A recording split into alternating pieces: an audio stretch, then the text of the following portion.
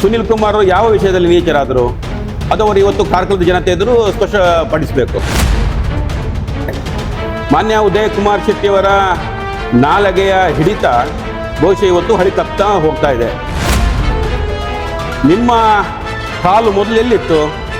BJP ಸರ್ಕಾರ ಇದ್ದಂಥ ಸಂದರ್ಭದಲ್ಲಿ ನಿಮ್ಮ ಎರಡೂ ಕಾಲು BJP ಸರ್ಕಾರದ ಎಲ್ಲ ಕಚೇರಿಗಳಲ್ಲಿತ್ತು.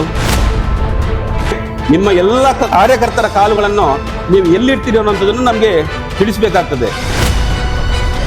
ಎಷ್ಟು ಸಲ ಹೇಳಿದ್ರು ನಿಮ್ಗೆ ಅರ್ಥ ಆಗೋದಿಲ್ಲ ಅಂತಂದ್ರೆ ಇನ್ನು ಯಾವ ಭಾಷೆಯಲ್ಲಿ ನಿಮ್ಗೆ ಹೇಳಬೇಕು? ಅಷ್ಟಮಂಗಲ ಮೊದಲು ಇಡೋದಾದ್ರೆ ನಿಮ್ಮ ಮನೆಯಲ್ಲಿಡಿ. ಒಂದು MLA ಮಾಡಬೇಕನ್ನೋಂಥ ಕೆಲಸವನ್ನು ನೀವು ಯಾಕೆ ಮಾಡ್ತೀರಿ? ಇತ್ತೀಚಿನ ದಿನಗಳಲ್ಲಿ ಪರಶುರಾಮ ಥೀಮ್ ಪಾರ್ಕಿನ ಬಗ್ಗೆ ಹೇಳಿಕೆಗಳು, ವಿರೋಧವಾದಂಥ ಹೇಳಿಕೆಗಳು ಇವತ್ತು ಪ್ರಚಲಿತದಲ್ಲಿರುವಂಥದ್ದು. ಒಂದು ಹೇಳಿಕೆ ಒಂದು ಮಟ್ಟಕ್ಕೆ ಸೀಮಿತವಾಗಿರಬೇಕೇ ಹೊರತು ಅದು ಯಾವತ್ತೂ ಕೂಡ ಎಲ್ಲೆಯನ್ನು ಮೀರಬಾರ್ದು. ನಾಲಿಗೆಯ ಹಿಡಿತವನ್ನು ಕೂಡ ಅದು ಕಳ್ಕೋಬಾರ್ದು. ಇತ್ತೀಚಿನ ದಿನಗಳಲ್ಲಿ ಮಾನ್ಯ ಉದಯ್ ಕುಮಾರ್ ಶೆಟ್ಟಿಯವರು ಸುನಿಲ್ ಕುಮಾರ್ ಅವರ ಬಗ್ಗೆ ನೀಚ ಅನ್ನುವಂಥ ಒಂದು ಪದವನ್ನು ಬಳಕೆ ಮಾಡ್ತಾರೆ. ನೀಚ ಅಂತಂದರೆ ಏನು ಅನ್ನುವಂಥದ್ದನ್ನು ಅವರೇ ಇವತ್ತು ಸ್ಪಷ್ಟಪಡಿಸಬೇಕು. ಯಾಕಂದರೆ ಇತ್ತೀಚಿನ ರಾಜಕಾರಣದಲ್ಲಿ ಇಂಥ ಪದಗಳು ಬಳಕೆ ಆಗಿರುವಂಥದ್ದು ಕಾರ್ಕಳದ ಇತಿಹಾಸದಲ್ಲಿ ಇಲ್ಲ.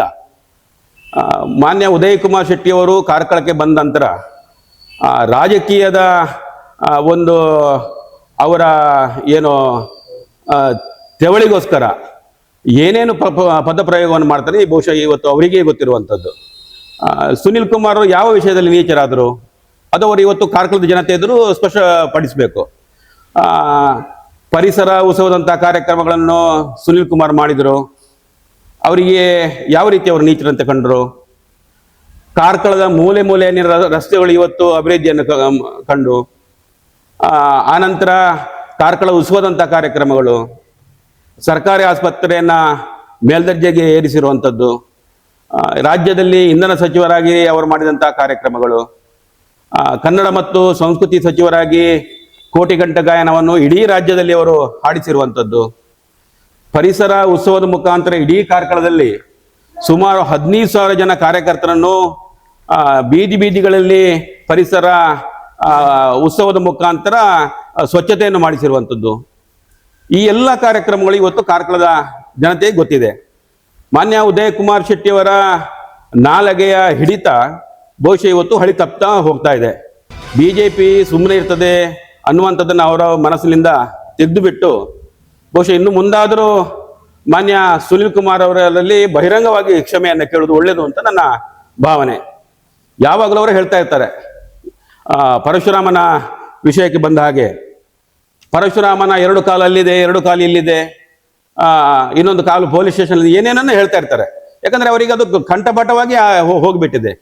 ಮಾನ್ಯ ಉದಯ್ ಕುಮಾರ್ ಶೆಟ್ಟಿ ಅವರನ್ನು ನಾನು ಕೇಳ್ತಾ ಇದ್ದೇನೆ, ನಿಮ್ಮ ಕಾಲು ಮೊದಲು ಎಲ್ಲಿತ್ತು? BJP ಸರ್ಕಾರ ಇದ್ದಂಥ ಸಂದರ್ಭದಲ್ಲಿ ನಿಮ್ಮ 2 ಕಾಲು BJP ಸರ್ಕಾರದ ಎಲ್ಲ ಕಚೇರಿಗಳಲ್ಲಿತ್ತು.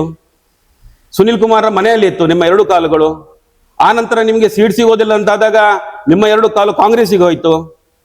ಇನ್ನು ಮುಂದೆ ಸರ್ಕಾರ BJP ಬರ್ತದೆ ಅನ್ನುವಾಗ ನಿಮ್ಮ 1 ಕಾಲು ಕಾಂಗ್ರೆಸ್ ಅಲ್ಲಿ ಇರ್ತದೆ, ಇನ್ನು 1 ಕಾಲು BJPಯಲ್ಲಿ ಇರ್ತದೆ. ಒಂದು ವೇಳೆ ಸರ್ಕಾರ ಬಂದ ನಂತರ ನಿಮ್ಮ 2 ಕಾಲುಗಳು ಕೂಡ ಇವತ್ತು BJPಯಲ್ಲಿ ಇರ್ತದೆ ಅನ್ನುವಂಥ ಮಾತನ್ನು ಹೇಳ್ತೇನೆ. ಅದರೊಟ್ಟಿಗೆ ನಿಮ್ಮ ಎಲ್ಲ ಕಾರ್ಯಕರ್ತರ ಕಾಲುಗಳನ್ನು ನೀವು ಎಲ್ಲಿರ್ತೀರಿ ಅನ್ನೋಂಥದ್ದನ್ನು ನಮಗೆ ತಿಳಿಸಬೇಕಾಗ್ತದೆ. ಯಾವ ನಿಮ್ಮ ಪ್ರೆಸ್ ಕಾನ್ಫರೆನ್ಸ್ ನೋಡಿದ್ರು 4 ಮೀಡಿಯಾ ಎದುರುಗಡೆ ಬಂದೆ ಕೂತ್ರೆ ಸಾಕು, ನೀವು ಒಂದು ಕಡೆ ಅಷ್ಟಮಂಗಲ ಹಾಕಬೇಕು ಅಂತ ನೀವು ಹೇಳ್ತೀರಿ. ಯಾವುದಕ್ಕೋಸ್ಕರ ಅಷ್ಟಮಂಗಲ? ಅದು ಮುಜರಾಯಿ ಇಲಾಖೆಗೆ ಸೇರಿದೆಯಾ? 10 ಸಲ ಹೇಳಿದೆ ನಿಮಗೆ, ಅದು ಪರಶುರಾಮ ಥೀಮ್ ಪಾರ್ಕ್. ಎಷ್ಟು ಸಲ ಹೇಳಿದ್ರು ನಿಮ್ಗೆ ಅರ್ಥ ಆಗೋದಿಲ್ಲ ಅಂತಂದ್ರೆ ಇನ್ನು ಯಾವ ಭಾಷೆಯಲ್ಲಿ ನಿಮ್ಗೆ ಹೇಳಬೇಕು? ಅಷ್ಟಮಂಗಲ ಯಾಕೆ ಇರಬೇಕು? ಅಷ್ಟಮಂಗಲ ಮೊದಲು ಇಡುವುದಾದ್ರೆ ನಿಮ್ಮ ಮನೆಯಲ್ಲಿಡಿ. ಯಾಕಂತಂದ್ರೆ ನಿಮ್ಮ ಯಾವುದೇ ನಡವಳಿಕೆಗಳು ಇವತ್ತು ಸರಿಯಿಲ್ಲ. ದಿನದಿಂದ ದಿನಕ್ಕೆ ನಿಮ್ಮ ವರ್ತನೆಗಳು ಬದಲಾಗ್ತಾ ಇದೆ. ನಿಮ್ಮ ಅದರ ಬಗ್ಗೆ ನೀವು ಪರಶುರಾಮ ಥೀಮ್ ಪಾರ್ಕಿನ ಬಗ್ಗೆ ನೀವು ಮೊದಲು ಮಾಡಿದ ಕೆಟ್ಟ ಕೆಲಸ ಏನು ಅಂತಂದ್ರೆ ಅಲ್ಲಿ ಹೋಗುವ ರಸ್ತೆಗೆ ನೀವು ಮಣ್ಣು ಹಾಕಿದ್ದು. ಅದರ ಬಗ್ಗೆ ಕೇಳಿ ನೀವು ಅಷ್ಟಮಂಗಲದಲ್ಲಿ ನನಗೆ ಏನಾಗಿದೆ ಅಂತೇಳಿ. ಆನಂತರ ಇನ್ನೊಂದ್ಸಲ ಕೇಳಿ, ಆವತ್ತು ನೀವು ಬಿಳಿ ಫೈರನ್ ಹಾಕೊಂಡು ನೀವು ಪೊಲೀಸ್ ಸ್ಟೇಷನ್ಗೆ ಹೋದ್ರಲ್ಲ ಬಡ ಶಿಲ್ಪಿಯ ಮನೆಗೆ ಅರೆಸ್ಟ್ ಮಾಡೋದಕ್ಕೆ. ಆವಾಗ ಕೇಳ್ಬೇಕಿತ್ತು ನೀವು, ನನ್ಗೆ ಯಾಕೆ ಈ ಬುದ್ಧಿ ಬಂತು ಅಂತೇಳಿ. ನೀವೇನು ಪೊಲೀಸಾ ಅಥವಾ ಡಿಪಾರ್ಟ್ಮೆಂಟಾ? ಯಾಕೆ ಅಲ್ಲಿ ಹೋದ್ರಿ? ಆ ಬಡ ಶಿಲ್ಪಿಯ ಬಗ್ಗೆ ಯಾಕೆ ಅರೆಸ್ಟ್ ಮಾಡ್ಬೇಕಾಗಿತ್ತು ನೀವು? 15 ದಿವಸ ನೀವು ಜೈಲಲ್ಲಿ ಇಟ್ಟರಲ್ಲ ಅವನನ್ನು. ನೀವು ಕೇಳ್ಕೊಳ್ಳಿ ಪ್ರಶ್ನೆ, ಆ ಕೇಸ್ ಯಾಕೆ ಹಾಕ್ಸಿದ್ರಿ? ನಿಮ್ಮದೇ ಕಾರ್ಯಕರ್ತರ ಮೂಲಕ ಆಬ್ಜೆಕ್ಷನ್ ಯಾಕೆ ಹಾಕ್ಸಿದ್ರಿ? ಎಲ್ಲವೂ ಕೂಡ ಇವತ್ತು ಡಿಪಾರ್ಟ್ಮೆಂಟ್ ಮುಖಾಂತರನೇ ಮಾಡಿಸಿದ್ದು. ಯಾರು ಕೂಡ ಪರ್ಸನಲ್ ಆಗಿ ಮಾಡ್ಲಿಕ್ಕೆ ಆಗುದಿಲ್ಲ, ಸುನೀಲ್ ಕುಮಾರ್ಗೂ ಮಾಡ್ಲಿಕ್ಕೆ ಆಗುದಿಲ್ಲ. ಅವ್ರು ಹೇಳಿದ್ರೆ ಹೇಳ್ತೀರಾ ಅದರಲ್ಲಿ ಅವ್ಯವಹಾರ ಆಗಿದೆ, ಹಾಗಾಗಿದೆ, ಹೀಗಾಗಿದೆ. ನಾನು ಮೊದಲಾಗಿ ಹೇಳ್ತೇನೆ, ಅದಕ್ಕೆ ಸ್ಯಾಂಕ್ಷನ್ ಆಗಿರುವಂತದ್ದು ದುಡ್ಡು ಕೇವಲ 2 ಕೋಟಿ, ಅದರಲ್ಲಿ ರಿಲೀಸ್ ಆಗಿರುವಂತಹ ದುಡ್ಡು ಕೇವಲ 1 ಕೋಟಿ. ಆ 1 ಕೋಟಿಯಲ್ಲಿ ಎಷ್ಟು ಲಕ್ಷ ನಿಮ್ಗೆ ಅವ್ಯವಹಾರ ಆಗಿದೆ ಕಂಡಿದೆ? ಅದನ್ನ ನೀವು ಹೇಳ್ಬೇಕಲ್ಲ. ನೀವು ಹೇಳಿದ್ರೆ ಹೇಳ್ತೀರಿ, ನಿಮ್ಮ ಇನಿಷಿಯಲ್ ಇದರಲ್ಲಿ ಬರೀತೀರಿ Uday Kumar Shetty BE M.Tech bracket ಅಲ್ಲಿ ಸ್ಟ್ರಕ್ಚರಲ್. ಏನದು? ನಿಮ್ಗೆ ಅಷ್ಟು ಎಜುಕೇಶನ್ ಇದ್ದವರು ಎಷ್ಟು ಲಕ್ಷ ಅಲ್ಲಿ ಅವ್ಯವಹಾರ ಆಗಿದೆ ಗೊತ್ತಿರ್ಬೇಕಲ್ಲ ನಿಮ್ಗೆ.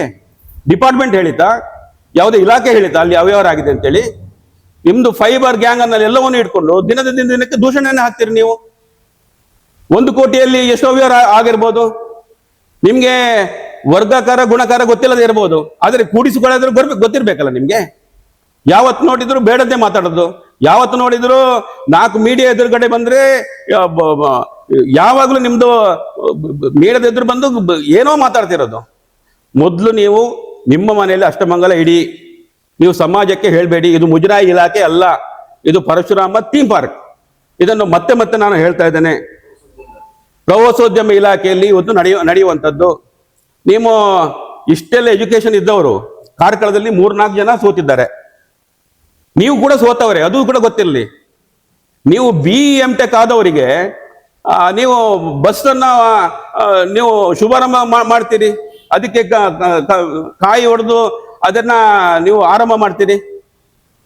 ನಿಮ್ಗೆ ಗೊತ್ತಿಲ್ವ ಅದು ಒಂದು MLA ಮಾಡ್ಬೇಕನ್ನೋಂಥ ಕೆಲಸ ನೀವು ಯಾಕೆ ಮಾಡ್ತೀರಿ? ನಿಮ್ಗೆ ಮೊದಲು ಬುದ್ಧಿ ಇರ್ಬೇಕಾಗಿತ್ತು. ಅಂಗನವಾಡಿಯನ್ನು ಓಪನ್ ಮಾಡ್ತೀರಿ.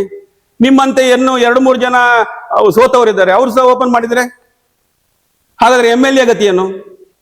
ಇದನ್ನ ಎಲ್ಲವನ್ನು ನೀವು ಅರ್ಥಕೊಂಡು ಕಾರ್ಕಳದ ಬಗ್ಗೆ ನಿಮ್ಗೆ ಮನಸ್ಸಿದ್ರೆ, ಕಾರ್ಕಳದ ಬಗ್ಗೆ ಒಳ್ಳೇದಾಗ್ಬೇಕು ಅಂತಂದ್ರೆ ನೀವು ಬಾಲ ಮುಚ್ಕೊಂಡು ಸುಮ್ನಿರಿ. ಕಾರ್ಕಳ ಒಳ್ಳೇದಾಗತ್ತೆ. ಎಲ್ಲೋ ಹೋಗಿ ಆಬ್ಜೆಕ್ಷನ್ ಹಾಕುವಂಥದ್ದು, ಕೋರ್ಟಿಗೆ ಹಾಕುವಂಥದ್ದು, ಯಾರೋ ಬಡ ಶಿಲ್ಪಿಯನ್ನ ಜೈಲಲ್ಲಿ ಇಡುವಂಥದ್ದನ್ನು, ಇದನ್ನು ಯಾವುದನ್ನು ಮಾಡ್ಲಿಕ್ಕೆ ಹೋಗಬೇಡಿ. ಇದು ನಿಮ್ಗೆ ಶೋಭೆ ಅಲ್ಲ.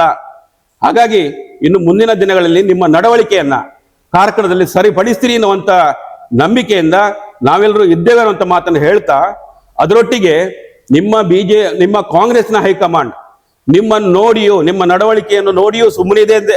ಅದರ ಅರ್ಥ ನಿಮ್ಮನ್ನು ಯಾವುದೋ ಹಳ್ಳಕ್ಕೆ ದೂಡ್ತಾರೆ, ನೀವು ಇದೇ ರೀತಿ ಮಾಡ್ತಾ ಇರಬೇಕು ಅನ್ನುವಂಥದ್ದು ಅವರ ತಲೆಯಲ್ಲೂ ಇದೆ. ಹಾಗಾಗಿ ನೀವು ಇದೇ ರೀತಿ ಮಾತಾಡಿ ಇನ್ನು ಮುಂದೆ ನಿಮ್ಗೆ ತಾಲೂಕ್ ಪಂಚಾಯತ್ ಸೀಟು ಸಿಗುದಿಲ್ಲ ಅನ್ನುವಂಥ ಮಾತನ್ನ ನಾನು ಮೊದಲಿಂದ ಹೇಳಿದ್ದೇನೆ, ಈಗಲೂ ಅದಕ್ಕೂ ಬದ್ಧನಾಗಿದ್ದೇನೆ. ಅದಕ್ಕೋಸ್ಕರ ನಿಮ್ಗೆ ಈ ಜಾಗೃತಿಯ ಮಾತನ್ನು ನಿಮ್ಗೆ ಹೇಳ್ತಾ ಇದ್ದೇನೆ.